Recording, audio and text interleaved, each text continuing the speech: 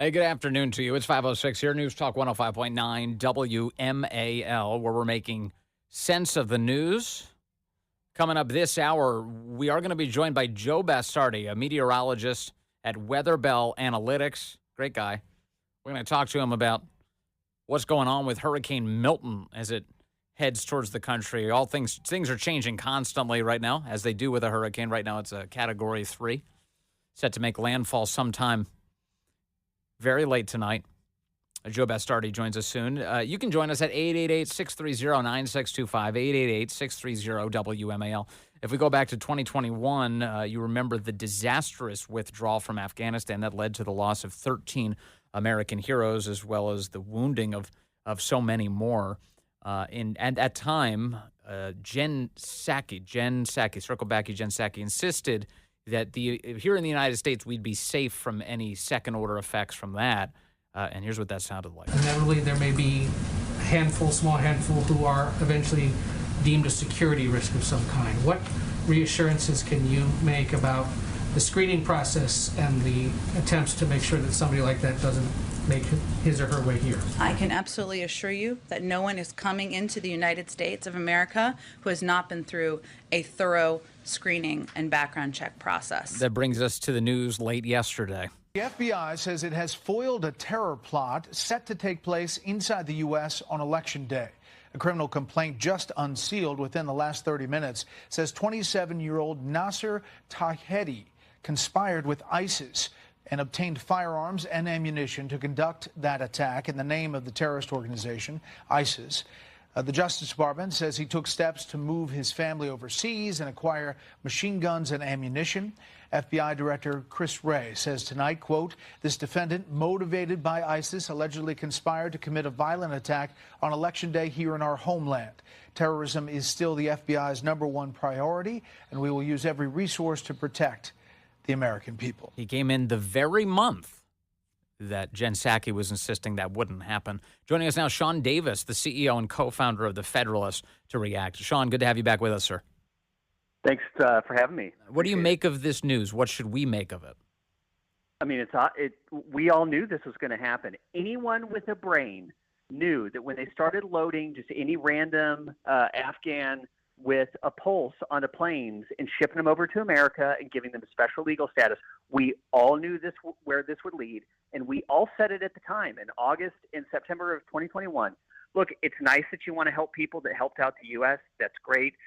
You can't just be shipping in people who randomly got on a plane because you feel bad for them, because terrorists aren't idiots. They take advantage of porous borders. They take advantage of a lack of vetting to get into the country. And wouldn't you know it, a month after the disastrous withdrawal in Afghanistan, we had someone who came into the U.S. who was devoted to ISIS, who was planning to go do a mass murder, was planning to shoot up largely Republican voters in Oklahoma on Election Day. Everyone knew this was going to happen, and yet everyone in corporate media and in the Biden White House said, if you say that, you're a racist and you're an idiot. So I want an apology for it. Yeah, if we go back to that time frame, CNN was saying in one of its headlines, GOP claims Afghan refugees are arriving unvetted. That's not true. So what that is, Sean, is that's not the media giving us some sort of factual accounting of what's going on. That's them regurgitating government-provided talking points. Correct. They're state media. CNN, CBS, MSNBC, all of them. They are regime, state-run media. They exist to promulgate narratives on behalf of the regime. They don't care if the facts are true. They don't care if what they're peddling are absolute lies. All they care about is protecting the regime. And they looked us all straight in the eye and said, we've vetted every single one of them. They're all perfectly clean. We've looked at all their documents. We've done background checks. We all knew it was a lie at the time, and that it was only a matter of time before terrorists started coming over the border. And I just find it amazing that it wasn't just terrorists coming over the border. It was terrorists coming over to do something that I'm told is unthinkable, which is interfere with our elections. And yet our government's kind of like, I guess when you make an omelet, you got to break a couple eggs. President Trump was predicting this as well. You mentioned so many people saying this is a disaster. Here's what President Trump said on September 8th of 2021. That was exactly the day before this guy was flown into the United States of America. Here's President Trump with Greg Gutfeld. The country has never been more unsafe. We have people pouring in through our southern border, which everyone's forgetting about right now because of the travesty of Afghanistan. And if you look at the people coming in by the hundreds, by the thousands, and these are not the people necessarily that wanted the protection. Right. These are people. So are they terrorists? How many terrorists are coming in? Yeah, he's saying this isn't just like people who helped us in the war. This is a completely random grab bag of people coming over from that war zone, and that's a real risk. Yeah, it absolutely was. And, you know, if people were helping out as bona fide, legitimate translators, and I'll tell you and your audience, not every person who worked over there as a translator was a good guy. Sean Parnell, a former Army captain, wrote a great book about it, about a translator who actually conspired to kill him and his men. So just being a translator shouldn't be good enough to get you back over here. It had to be the ones who were helping us. Yeah. But that's not what this was. These were randos who were showing up who wanted a flight to America because they didn't want to stick around in Afghanistan. Look, I get it. But we have rules here, and we have borders, and we have laws. And then unfortunately, when we create processes that don't vet anyone, that don't determine or confirm they are who they say they are, you're going to have bad people get in. That's just a fact of life. And it boggles my mind that even now, even after we've learned about this terrorist getting in using that garbage process that we all warned about, not one person's been fired, not one person has said, I'm sorry, not one person has said, I'm responsible. Yeah. What do you make of the FBI making this arrest first and foremost and then announcing it in these final weeks ahead of the election? This obviously reflects super poorly on the Biden administration, their decision-making process. It reminds voters of the moment that so many voters actually turned against the Biden administration. That was that disastrous Afghanistan withdrawal. Do you read anything in to Christopher Wray, the FBI, and what they're sharing with us? Not particularly. I'll tell you, I have such a low regard for that institution, Yeah. especially for Chris Wray, for the Department of Justice as a whole. My initial read of it when I first heard about it was, oh, this is probably someone they were trying to groom. And then it went a little too far. And thank goodness they were able to get the guy before he was able to do what they were doing. Because unfortunately, the FBI does that all the time. They've been doing it for 20 years. They'll find some idiot who is liable to be pushed around, and they'll convince him to go do terrorism, and then they'll come and swoop him up and say, look at us, we're awesome, we stopped this crime that wouldn't have existed without us being involved. So I'd like to know a lot more about what their actual involvement is, because at first blush, I don't believe anything they ever say about anything. There's a part of me that thinks, I'll just float this idea by you, but there's a part of me that thinks that Christopher Wray is trying to navigate to a way to save his own skin when Donald Trump comes back. Because he's like, have you noticed lately he's got all these briefings he wants to share? He's like, Iran's trying to kill you. I want to give you a briefing on this subject. And by the way, I stopped a terror attack from this awful Afghan that was brought over by the Biden administration just ahead of Election Day. There's something. I'm very suspicious. In other words, I'm just like I'm sniffing around trying to figure out what the hell's going on here. Well, I think your suspicions are accurate with that guy. He has no credibility. Recall that after Trump was shot in the head, because the Biden administration and the security apparatus failed to stop a guy that everyone at that rally saw on the roof with a gun. Yeah. Chris Wray went before Congress. He was the first FBI official to be there, and then he suggested that Trump actually hadn't been shot at all. So yes, he spread a conspiracy theory about that. He was saying, well, it's not clear it was a bullet that hit him. Like, what? You're the director of the FBI. If he's trying to get back in Trump's good graces, I think he's got a lot of work still to do. Yeah. Okay. All right. Well, it just seems so crazy to me. And so what does this tell you, Sean? I know the answer, but I want to hear you say it, because what should the American people take away from all this when it comes to the Biden-Harris administration? I just, when I see another story like this, I feel like, okay, is this enough? Is this enough to finally convince everybody that this is the kind of chaos that we don't need anymore? Yeah, it just, to me, shows what a failure, not just the Biden-Harris administration is, but it shows what a failure their whole ideology is. And unfortunately, it's not just the two of them that believe these things. It's the entire Democrat Party in Washington. They think we shouldn't have borders. They think borders are racist. They think America's an economic zone. They think we're not really citizens. We're just kind of tax units to be farmed for government revenue. So none of it is surprising. But unfortunately, you could swap out Harris or Biden with any other Democrat in Washington, and they're virtually interchangeable. Yeah. Nothing would change. And so I find the whole ideology on the left and where they are in this country now to be far more terrifying than the mere incompetence of just Biden and Harris, because it's not limited to those two. That's right. It's a never-ending supply of left-wing lemmings who are ready to jump into the role. That is true. Do you think that Kamala Harris's campaign is undergoing panic this week? Because for her to schedule a half dozen, albeit friendly, interviews is a very unusual change of pace for her campaign. And I saw Real Clear Politics is moving some of the so-called blue wall states today closer into Trump's column. Is panic setting in for the left? Well, I think panic has been setting in on the left since 2016, since Trump was elected, and we're just seeing a continuation of the panic. I will tell you, I think Trump is winning right now. This feels a lot more like 2016 than it does 2020 to me. The macro factors, the economy, the sentiment in the country, everything is pointing to a change election. And if you had a more deft candidate there from the Democrats, someone who can actually parry, who can string together a sentence or two extemporaneously, they might be in a better position. I think they're worried right now. And I think the Kamala Harris campaign is acting as if it believes it's losing because they built this cocoon around her. They did the Biden basement strategy with her, and it really wasn't enough to put the race away. So out of nowhere, they changed the whole strategy. They throw her on these shows, which are she's interviewed by completely sycophantic hosts who are totally in the tank for her. She still can't handle it. So I think they're deeply worried in Harrisland right now that their whole little, all their machinations are not working the way they had hoped when they cooed Biden and slotted her in. And it doesn't, to me, the media strategy this week doesn't even really make sense because, her weakness is with men.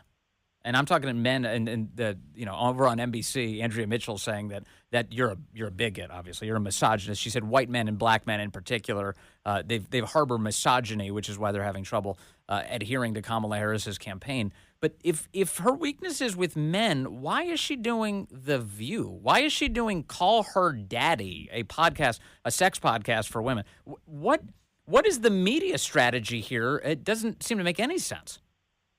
Yeah, the only way I can rationalize it is they probably accepted that their gambit with Tim Walz and his silly little camo hat pretending to be a regular guy, given that didn't work, and I think that was their play to get men, I think they are now retreating and they are trying to make up their margins among men who absolutely detest Harris by juicing up turnout numbers and yield on the single women voters.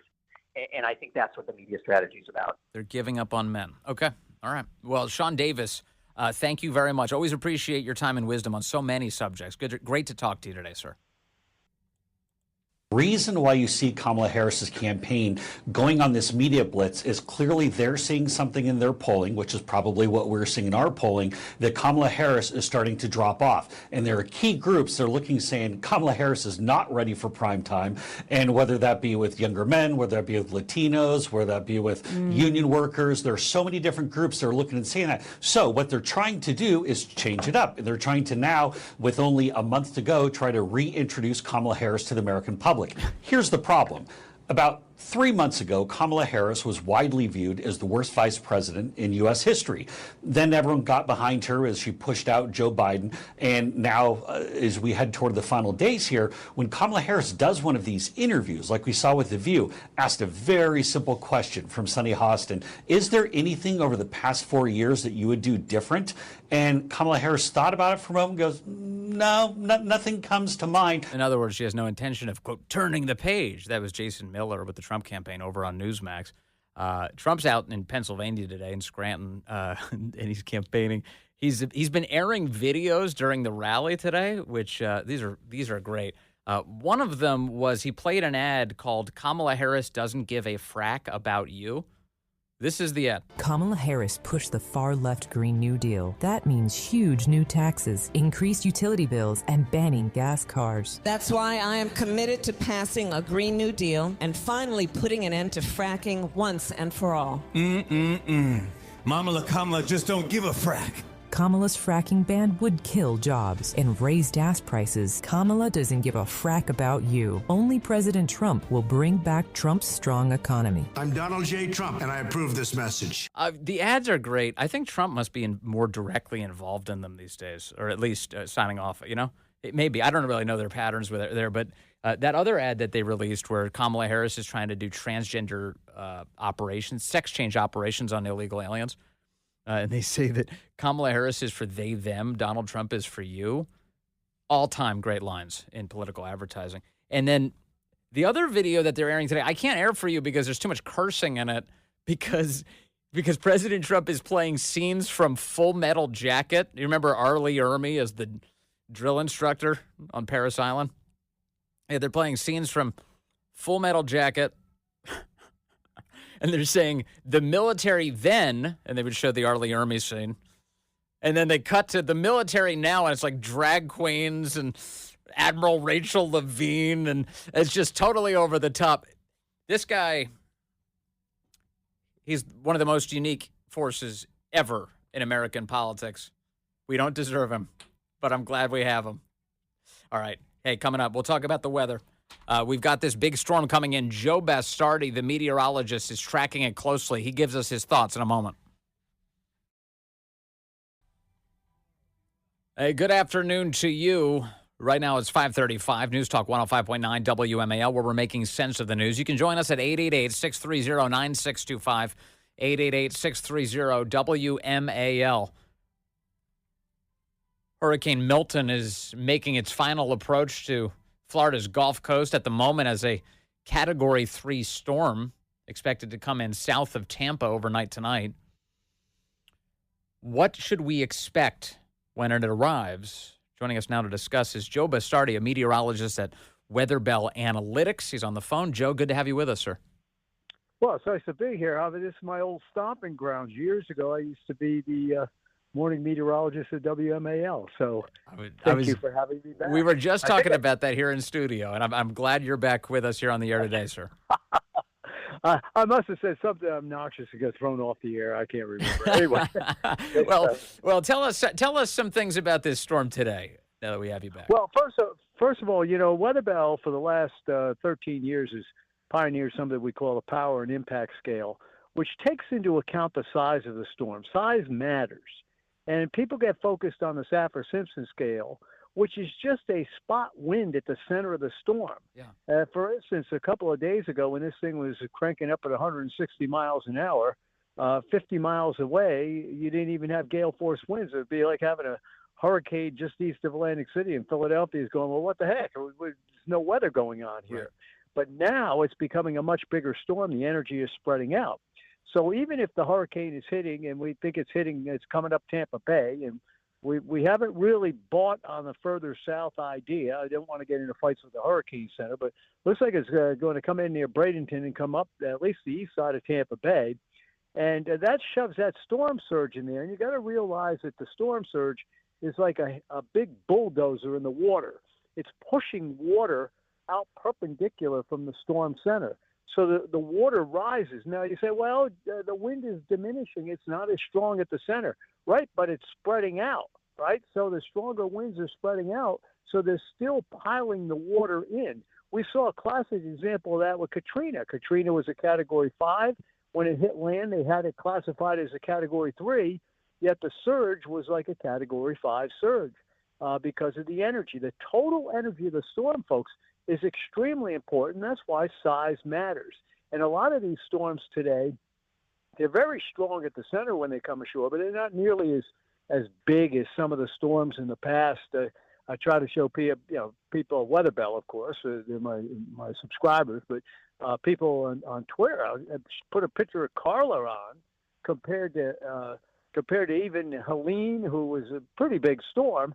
And Carla in 1961 was covering the entire Gulf of Mexico, for goodness sake. So it's interesting. That's an important point because even though the storm is going into Tampa, there's going to be hurricane force wind gusts, down the coast 100 miles, almost to Venice Beach, Florida, and up the coast to north of Pinellas County. So it's going to be a pretty wide storm. And these wide storms they'll keep a lot of the hurricane gust inland to Orlando and even out on the other side of Florida when it goes through.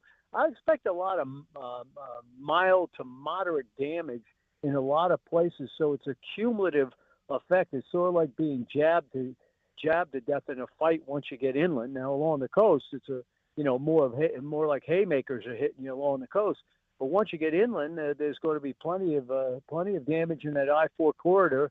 And when it moves off the east coast of Florida, there'll be 2, 3, 4 hours where the wind's really howling out of the north. They'll go out to sea and suffer the fate of all storms, become absorbed in the westerlies. In other words, it just becomes a regular system out in the Atlantic in several days, and that'll be that. So as you just pointed out, the width of this storm is going to lead to big storm surge effects heading very deep south into Florida. And I've been talking about this phenomenon as I stare at it as a guy who's not much more familiar than the pictures I look at. That storm in its counterclockwise rotation, that means that anything south of it is going to experience the most water being pushed up into the land. Is that right?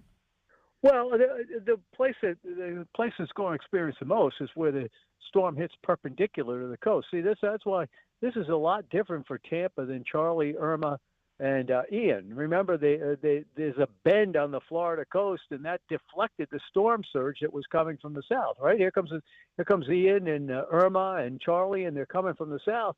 But the storm surge runs into land, so it doesn't get into Tampa the way this is coming right at Tampa. So the water's going to get shoved up the bay. So in this particular case, you can probably expect a 10 to 12 foot storm surge into Tampa Bay. And the worst case scenario could bring it up to 14, 15 feet in there if it crosses right into the bay, which, I never like to argue with the Hurricane Center. What I like to do, I like to get it way out in front of the storm for my clients and people following me. A week, on September 4th, we published something in CFACT saying the rest of this hurricane season is going to be really bad. Showing exactly what was going on and why it was going to get really bad again. So I get out in front. I never like to argue with the Hurricane Center at the end. They're very, very good at what they do. But this thing looks to me like it has a chance to come right up Tampa Bay. And if that's the case, the storm surge might be a little bit higher. Look, 10 feet, 12 feet, you get the heck out of the area if they're telling you to evacuate. 10 feet of water over your head plus 10, 15-foot waves on top of that in the bay. Yeah. You don't stand a chance. Joe Bastardi, is there a best-case scenario here? Is there any chance of something positive developing here to slow this thing down or diminish it? It is. So getting hit by a category, I think that it's not as bad as it could be if it had come full blast as a Category 4 right in there or something like that. But in any given situation, this is why I really get aggravated with these people saying the government can control the weather. I'm like, you must not know much about the weather. Now, I'm an advocate of seeding hurricanes, Vince, because if I can disrupt the eye wall a bit, maybe I can knock the wind down. You're seeing what's happening now. The wind's getting knocked down. The eye wall got disrupted, right? But that when you say seeding, just so I understand it, because I want to make sure everyone understands, but I want to understand this. When you seed something, the point is to get it to start its precipitation early, right? Right. Well, what you want to do is disrupt the process with a hurricane. Yeah, that's what regular clouds see. But with a hurricane, if you can disrupt the process that is making it so strong, it's what we call a Chatier's principle. When something different is introduced to a system in equilibrium, and by equilibrium I mean you've got this machine that's just running perfectly. Yeah. What it does is it'll knock it off stride until it could reestablish a new equilibrium. Some of that dry air from the Yucatan the other night got into it, and you saw the 30 millibar pressure rise. Just slight things. And here's a wild thing, folks. The stronger the storm, the more you can do that relative to its strength. If it's a weak storm, it doesn't make much of a difference. A strong storm, yeah, you can impact it like that because they need perfect conditions to be that perfect. But this is a big, wide-ranging storm. Yeah, and it's a real challenge for Florida, and I think they've done a great job getting ready for it. I was really miffed at what happened with Helene. I mean, 3 days before my company took a stand saying biblical floods are on the way. I mean, and it was really kind of weird. The National Hurricane Center was on top of that also. They did a great job with that storm overall, and somehow or the other, there was a huge disconnect. That's all I'll say about that. But the forecast was there, and it wasn't the meteorologist's fault that disaster happened the way it did in the Carolinas. By 3-4 days in advance, everybody was on top of the situation with that. It was going to get caught in the cold upper low, and all that rain was going to come in there. Yeah, and it gets to, unfortunately, and this is not on the weather specifically, but just the incompetence of the federal government. And by the way, as we're speaking, that was unbelievable. I just want to point out something. That was unbelievable. Joe, I just want to point something else that's happening as we speak. It just concluded. Biden spoke at the White House just moments ago, and he spent the entire hurricane briefing attacking Donald Trump. So that's their eye completely off the ball. I get a kick out of this. How do you attack the guy that is going down there and trying to help people? I mean, I'm 69 years old, and it's just no country for old men anymore. That's all there's to it. Yeah. And Trump's putting up the linemen at his Doral resort right now. He's got 275 linemen all spending the night at this luxury resort because he's trying to keep them in a position where they're there to help after this storm runs through. And that's the treatment he gets. It's just crazy. Back to the weather side of this thing, Joe. How unusual is it to get all of the reports of these tornadoes that have sprung up all across Florida as the hurricane begins arriving? Well, no, that's a big problem. I mean, remember what happened when Gene came up the East Coast? 120 tornadoes on the east side of it. What happens, folks, is that the mid and upper levels of the atmosphere, the wind is blowing stronger in the mid and upper levels of the atmosphere, and you have these feeder bands in the lower levels of the atmosphere, and there's enough wind shear to set these tornadoes off. That's a classic situation in there where you're always very, very conscious of enhanced tornadic activity. I was surprised it wasn't more with Helene. It was interesting that Helene didn't have quite as much, but this is a bad situation for Florida. The tornado areas of people, that I know in Southeast Florida, they say, well, you're not going to get hit by a hurricane, but I keep my eye open for the tornadic activity. No, we get a lot, when you saw Helene do what she did, remember Camille in 69, 31 inches of rain in 6 hours in the James River Valley of Virginia, right? These hurricanes, folks, the atmosphere is so majestic and energetic. The problem we have today, I think, in a lot of the ways people look at things is they think everything is just, okay, this happens, that happens, this happens, the computer said this. That's not how it works. These are immense amount of energy, and when there's discrepancy, and my father, who was a meteorologist, used to always say, the weather and climate are nature's way of trying to create a balance in a situation. To correct an imbalance, she can't. That's all there's to it. So that's why you start seeing things like this. You got to look at it from the long point of view, and then you understand a little bit more why these storms do what they do. So we're of course talking about all the expected impacts on the west coast of Florida, but and as you pointed out, eventually the hurricane will peter out in the Atlantic with the westerlies. But as it crosses over Florida, what kind of impact are you looking at on the east coast? Well, first of all, the I-4 corridor, I think, is mild to moderate damage. You're going to have a lot of power outages. It's going to be a pain in the neck, for a few days to get things back on. I've been telling our clients, well, remember what Ian did when Ian went across central Florida. This will likely be very similar to that. When it gets to the East Coast, it's really interesting what these things do, Vince, over land. They'll play possum. In other words, the people on the East Coast, they'll be getting strong northeast winds. There'll be a bad nor'easter in Daytona Beach, and there'll be not much going on around Cape Canaveral, Titusville, where the storm is going to eventually come out, right? And what happens is the storm, as soon as it's like a horse running to water. As soon as it gets to the coast, it lines itself back up, and the winds come roaring right back in out of the north. So there's going to be hurricane force wind gust out of the north. But here's the big difference. Hurricanes coming from the southeast, you got hurricane force winds. It's pushing the water in, right? If you're getting, let's say, a Matthew coming from the southeast, or a Dorian or something like that. In this particular case, the hurricane's going to be leaving, so you have to put up with the wind, but you'll quickly eradicate the storm surge situation, and it'll be out at sea. So it's a different beast when the storm is moving away from you with those strong north winds, as if it's coming right at you with the strong north winds. Well, Joe Bastardi, I'm so grateful you're back with us here on WMAL, at least for this conversation, and it's so good to talk to you today. Joe Bastardi is a meteorologist at WeatherBell Analytics. Sir, thank you very much for that update.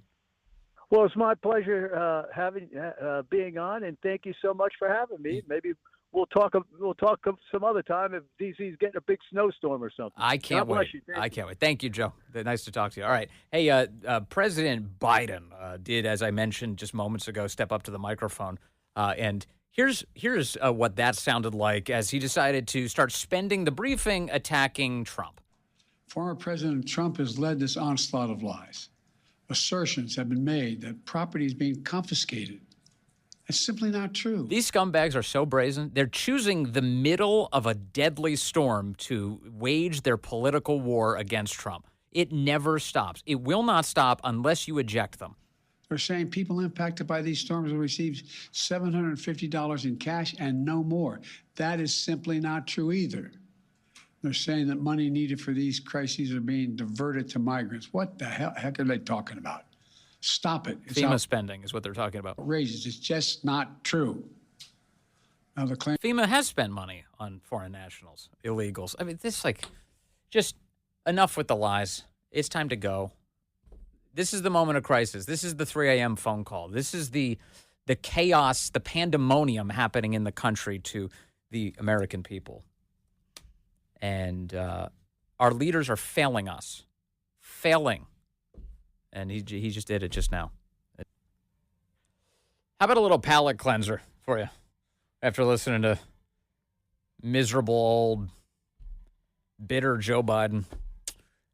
President Trump was on the Andrew Schultz podcast. I think it's called Flagrant. Flagrant's the name of the podcast. Andrew Schultz is a comedian. President Trump, have you noticed that he's had a little bit more swagger the last few days? I don't know about you, but that's what it seems like to me. And he was talking about how he comes up with all these nicknames. Here he is. This is a little new world. I call him, his name is Jack. I call him TikTok Jack. I'm good with names, you know. You are. You're very good. You are. I mean, Pocahontas. Yeah. We have names. What about, and there was, Tampon Tim was good. What about, the problem with Tampon Tim, it's hard to say. Yeah. In other words, it's a mouthful. It's a lot. Yeah. Tampon. And you can't stutter it through when you call it. It's really a lousy word to say. Yeah. But it's quite accurate, right? there are some, like Comrade Kamala. It's a little hard to say. She's Comrade because she's obviously a communist. Yeah. She's horrible. So I call her Comrade. Yeah. And it's not bad. But when you put the names together, it's a little, you got to be able to pume. No, you got to be able to put it out there. But we have a lot of good ones. A lot of them I can't go into with you because some of my best ones are from the Republican primaries. Oh yeah. And they're all friends of mine now. One of the great lessons of the day, when you're coming up with a hilarious nickname, you've got to be able to pune. Pune. There he is, President Trump. Okay, we'll keep watching the effects of this hurricane headed for our country right now. We'll keep watching if the federal government can even summon the ability to help in any meaningful way. And we'll keep covering everything here, right on WMAL, the legendary WMAL, the great one, Mark Levin, up next.